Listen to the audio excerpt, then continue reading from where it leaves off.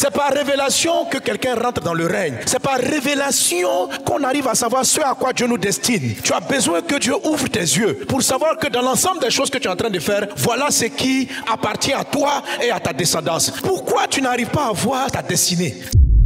Abraham devait être là où Dieu voulait qu'il soit. La Bible parle d'un ensemble de révélations. La révélation qui va lui donner d'abord le salut. Dieu va dire à Abraham de quitter son pays, sa famille, sa patrie. Il va quitter sa patrie. Il va quitter, ça veut dire qu'il va se convertir. Vous avez la révélation qui vous a amené au salut. Mais ce n'est pas la seule révélation. Après, Dieu va vouloir lui montrer la terre de la promesse. Il va devoir lui révéler que voici le domaine. La terre que je vais céder aux enfants de tes enfants. La terre sur laquelle je vais établir. Et la Bible nous dit que Abraham même est arrivé sur le territoire que Dieu lui avait dit. Dieu a dit lève-toi, va vers Canaan. Abraham est arrivé à Canaan. Mais il était instable même dans Canaan. Au point de partir jusqu'en Égypte. Il arrive en Égypte, il va faire des erreurs là-bas. Et Dieu va lui dire retourne. Mais avec quelque chose dans la vie d'Abraham qui empêchait d'avoir la révélation de son territoire, la révélation de son domaine, du domaine dans lequel Dieu allait les bénir. C'est pourquoi je suis en train de dire que travailler pour autrui, ce n'est pas le problème. Bien au contraire, travailler même pour autrui, c'est même la clé pour connaître votre territoire de faveur. Oui. Pourquoi nombreux sont ceux qui n'ont pas la révélation de leur fleuve et de leur territoire de faveur? Alors Abraham, ça à lui Dieu a parlé. Dieu a dit quitte ton pays, ta famille, ta patrie. Mais il y a quelqu'un qui va garder, son neveu Lot. Avec Lot, il va passer toutes ses premières aventures. La Bible dit, de Genèse 13, Lot qui voyageait avec Abraham. Il a dit, Lot qui voyageait avec Abraham avait aussi des brebis. C'est-à-dire pendant qu'il était en train de suivre son oncle, lui-même au milieu de l'entreprise de son papa, parce que Abraham est devenu son père, il a commencé à bâtir son propre empire. Abraham était un homme bon de cœur et simple. Il dit mais bon, c'est son affaire. Et Lot a commencé à prospérer dans la maison de son père, à bâtir son propre empire. Lot qui voyageait avec Abraham avait aussi des brebis, des bœufs et des tentes. Et à un moment donné, il va avoir des disputes entre les bergers de Lot et les bergers d'Abraham. Pas entre Lot et son oncle, mais entre leurs bergers. Et ça devenait récurrent. Au point où Abraham vient dire à son neveu, franchement, ça devient compliqué. Le pays est vaste. Il faut choisir ta direction. Et Abraham lui donne cette phrase, nous sommes frères. Ça veut dire un nouveau collègue, l'oncle. Ça veut dire Lot était devenu tellement grand qu'il a oublié. Quand Abraham lui dit, on est frères, lui ne dit pas, je ne suis pas ton frère, je suis ton fils. Abraham dit, nous sommes frères. Ça veut dire que Lot avait fini par se rendre autonome de sa source. Il était devenu grand. Son papa n'était plus son papa. Son papa était son ami. Son papa était son frère. Son papa était son collègue berger. Abraham lui dit, bon, comme on est frères, choisis l'endroit où tu vas partir. La Bible dit que Lot a levé les yeux et il a regardé les plaines les plus brillantes, l'endroit où les brebis allaient mieux croître. Ton père te dit, même si tu pries que c'est ton père, au moins c'est ton oncle. Il t'a pris pendant que tu étais un gamin. Il t'a amené avec lui. C'est avec lui que tu as fait tes premiers pas. C'est avec lui que tu as appris à t'occuper des moutons. Il t'a laissé commencer à avoir tes propres moutons. Tu as suivi ses conseils. Tu as suivi ses enseignements. Et tu es devenu aussi puissant, très puissant comme lui. Au point maintenant de le prendre comme un collègue de travail. Et au moment où on demande de choisir, Lot choisit les meilleurs territoires. Un neveu aurait dû dire, papa, je ne peux pas choisir avant toi. Je suis ton fils. Si mon temps de partir est arrivé, dis où tu veux partir, moi j'irai ailleurs. Dès que son oncle lui a donné l'opportunité de choisir, la Bible dit qu'il a choisi les plaines. Il a choisi là où il y avait la pluie. Il a choisi là où le pays était verdoyant. Il a choisi les meilleures terres. Et insidieusement, il est en train de dire à son oncle, prends la terre galère. Et la Bible dit que la région de Sodome était comme le jardin de Dieu. C'est-à-dire, c'était une zone prospère. Ça ressemblait à Éden. Ça ressemblait au paradis. Mais ce n'était pas le paradis. Je me suis rendu compte que quand les gens atteignent un niveau de perversion, et à un moment donné, Dieu leur donne leur dernière gloire. Ils brillent. Il y a des pays tellement pervers où les gens aiment toujours partir. Mais souvent, l'iniquité qui est dans le fond, la perversion et la débauche. En tout cas, ils étaient dépravés, mais leur territoire était prospère. Et Lot, la Bible dit qu'il était leur voisin.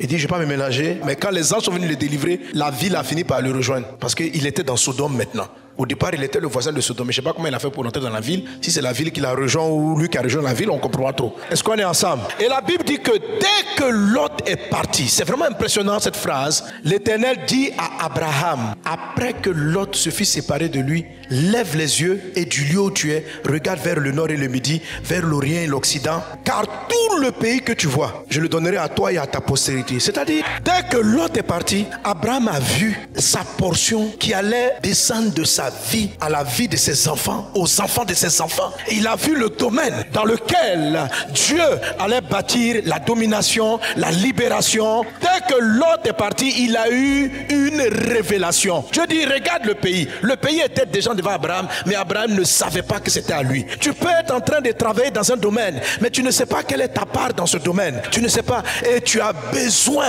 d'une révélation. C'est par révélation que quelqu'un rentre dans le règne. C'est par révélation qu'on arrive à savoir ce à quoi Dieu nous destine. C'est par révélation. Si Dieu n'ouvre pas tes yeux, tu peux travailler pendant longtemps dans la communication, mais ne pas savoir quelle est ta portion dans la communication. Peut-être que tu vas t'utiliser dedans, mais tu ne vas pas savoir. Ça dit que l'entreprise que tu es en train de faire, elle est peut-être prospère, mais elle n'est pas prête à descendre sur plusieurs générations. Tu as besoin que Dieu ouvre tes yeux pour savoir que dans l'ensemble des choses que tu es en train de faire, voilà ce qui appartient à toi et à ta descendance. Je le déclare sur vos vies, que Dieu vous révèle cela au nom de Jésus. Dieu dit, lève les yeux. Lever les yeux, ça veut dire, la chose était là, mais tu ne la voyais pas parce que tes yeux étaient baissés. Tes yeux regardaient dans la mauvaise direction. Maintenant, regarde, le mot révélation, quand je dis le thème 5 secrets pour augmenter ces révélations, le mot révélation veut dire faire tomber un voile.